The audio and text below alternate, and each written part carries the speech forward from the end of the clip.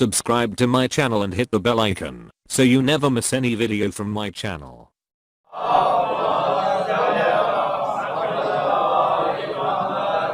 हमें दरे अहल बैत पे जाना है, जो बाबे मदीनतुल इल्म है, जो बाबे हिकमत है। अभी तक हम वहीं के वहीं खड़े हैं। गोया मोमिन एक ट्रेडमिल पे खड़ा है, रोज दौड़ तो रहा है लेकिन वहीं का वहीं खड़ा है, सफर तय नहीं करना। सिरात मुस्तकीम जो सीधा रास्ता है, इसकी कोई मसाफत होगी? 50 साल मेरी जिंदगी गुजर गई, मैं सिरात मुस्तकीम के किस दहाने पर खड़ा हूं? जब ये कहते हैं कि ईमान के 10 दर्जे हैं, 10 मरातब हैं, मोमिन ये तो सोचे मैं ईमान के किस मर्तबे पे पहुंचा हूं, दूसरे पर हूं, तीसरे पर हूं। और ये कब पता चलेगा?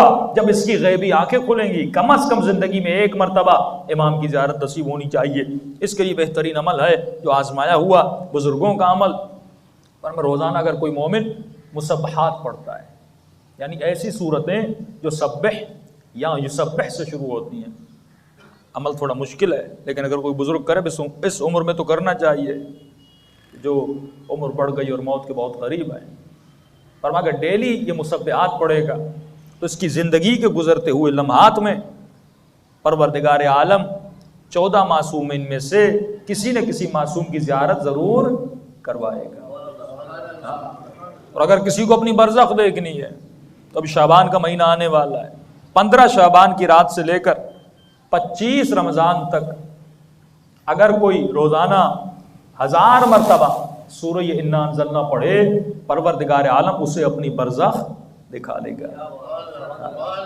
पंजाब के एक वकील साहब थे, उन्होंने फ़ोन किया और कहा मौलाना मुझसे बड़ी ख़ता हुई है, तो मुझे कैसे पता चले कि अल्लाह ने मुझे माफ़ किया कि नहीं किया?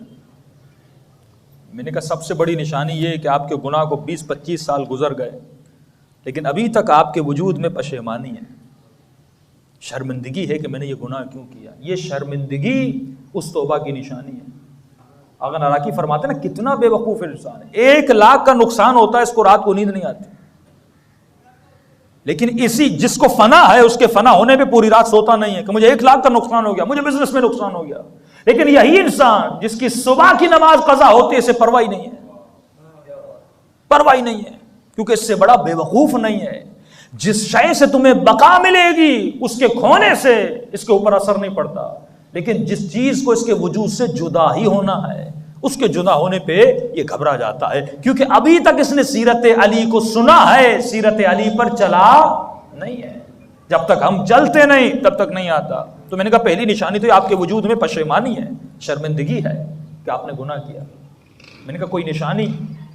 कहा मौलाना मैंने ख्वाब के आलम में भी देखा है, और कहा मुझे मौत से इतनी मोहब्बत है, आप भी दुआ करें कि मुझे जल्दी मौत आ जाए।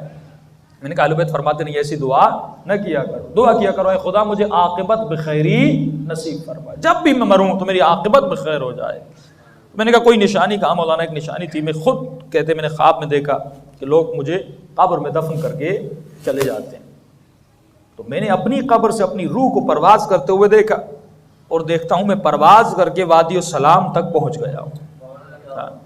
बर्फ की रफ्तार होगी, रूह की रफ्तार बड़ी तेज है।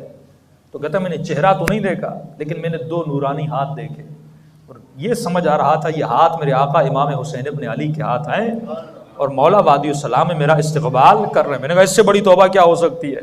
यानी जिसने अपनी जिंदगी में देख लिया कि परवरदिगार आलम ने मेरे सारे गुनाह बख्श दिया है, इससे बड़ा मकाम मर्तबा नहीं हो सकता। इसलिए फरमाते जब तक अपने वजूद में हुजूर को पैदा नहीं करोगे, गफलत को खत्म नहीं करोगे, मौला फरमाते तब तक तुम्हारे वजूद में परवरदिगार आलम का एहतराम और अदब पैदा नहीं हो सकता। फरमा बेअदब महरूम अज़ लुत्फ़, तुम्हारे वजूद में अदब होना चाहिए। और अगर और बना अदब की वजह से, अब्बास अगर अब्बास बने तो अदब की वजह से। जब तक ये अदब हमारे वजूद में नहीं आता, यानी मोमिन ये समझ ले कि मेरा परवरदिगार आलम मुझे देख रहा है, ये मोमिन ये एहसास कर ले कि मेरा इमाम ज़माना मुझे देख रहा है, तो फरमाइए अदब इसे हर गुनाह से रोक कर रखिएगा। सल्लल्लाहु अलैहि मोहम्मद व आले मोहम्मद।